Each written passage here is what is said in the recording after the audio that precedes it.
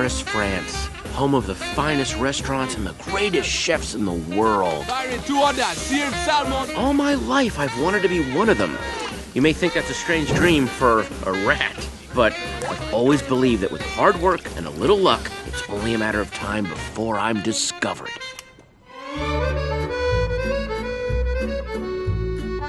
It was an idea that Jan Pinkava came up with about 6 years ago, and I think everybody instantly caught into the idea. You know, it's like a rat who wants to become a chef. It's like I think Brad thinks it was 7 years ago. You know, but everybody kind of laughed about that and thought, oh, what a great concept. And then when you say a rat who wants to become a chef in Paris, it's like the ultimate impossible story. So you kind of figure, man, what will Pixar, you know, and the kind of the clever story guys that we've got, what are they going to do with that? So we were kind of in for that ride from the very start. Mm-hmm.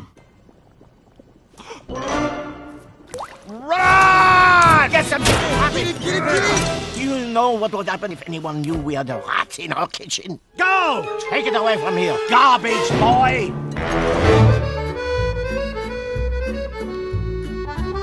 It's the impossibility of the goal, and how do you take the audience on that trip step by step. In other words, it sounds like the most impossible, goofiest thing, but within the world of the movie, if you take the audience, you know, lay out the steps very carefully, it becomes believable, and hopefully you'll become invested in it and care very much about our rat. I want to make things, Dad. Stay away from the humans. It's dangerous. Now shut up and eat your garbage. Brad brought to it so much, too, is the theme of the film of following one's passion against all odds, because, you know, those odds are pretty huge, because a rat to a kitchen is death to the kitchen. They'll close it down. A kitchen to a rat is death to the rat. I mean, those are about as big odds as you can. We hate to be rude, but... The great thing about their relationship is, as soon as they make that deal, as soon as Remy starts nodding in the jar, then they can't survive without each other. I mean, I think that's the fantastic thing about this buddy relationship is they cannot live without each other. And as soon as those the wheels on the train get a little bit loose near the end of the film, it's like there's obviously there's a lot of risk involved there. I can't cook, but you can, right? Look, don't be so modest. You're a rat, for Pete's sake. Thinking what I'm thinking? We just need to work out a system so that I do what you want. Stop that! Stop what? Freaking me out! Ooh.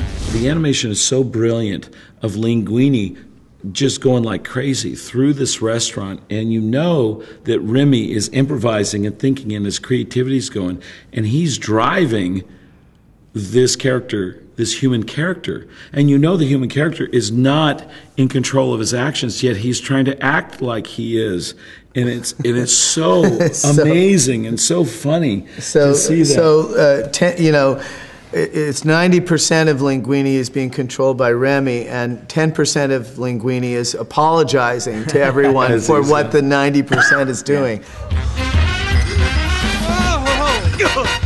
How did you do that?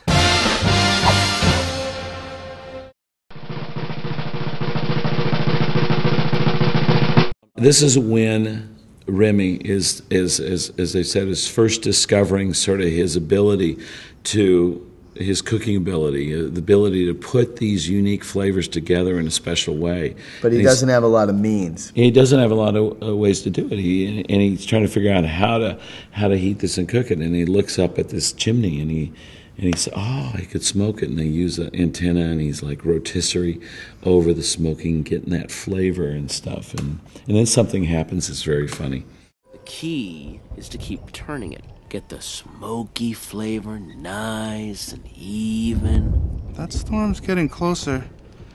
Hey, Remy, you think that maybe we shouldn't be so...